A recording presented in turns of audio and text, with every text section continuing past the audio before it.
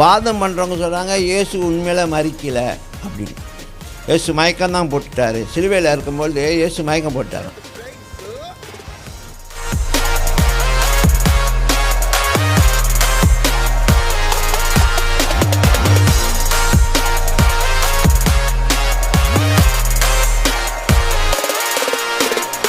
இதுக்கெல்லாம் சரித்திரபூர்வமான எவிடன்ஸ் கான்க்ரீட்டாக இல்லை அப்படின்னா நமக்கு தெரியாது.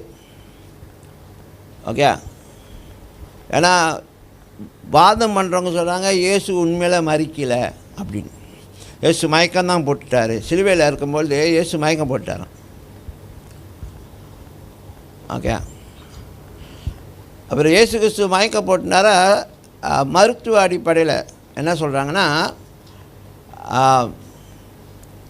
ஒரு மனசுடைய கடைசி அந்த மரண தருவாயோட கடைசி கட்டம்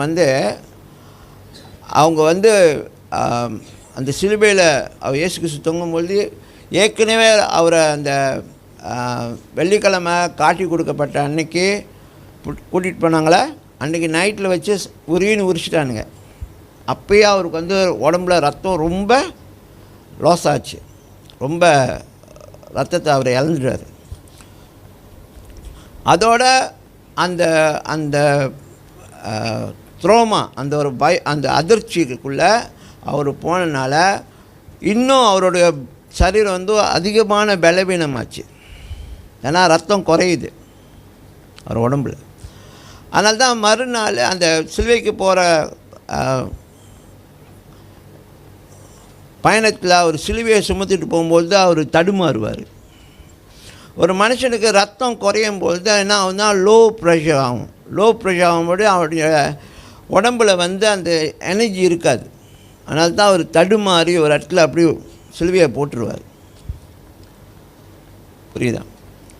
அப்போ அவருக்கு அந்த இடத்துல லோ ப்ரெஷர். இது மருத்துவ அடிப்படையில் சொன்ன காரியம். அந்த லோ ப்ரெஷர்னால் அவருடைய உடம்பு என்னாச்சு, ஈடுகட்டல அந்த சிலுவையை சுமந்து கொல்கத்தா மலை வரைக்கும். சரியா? அப்போ அந்த அளவுக்கு அவருடைய உடம்புல ரத்தத்தை அவர் இழந்தார்.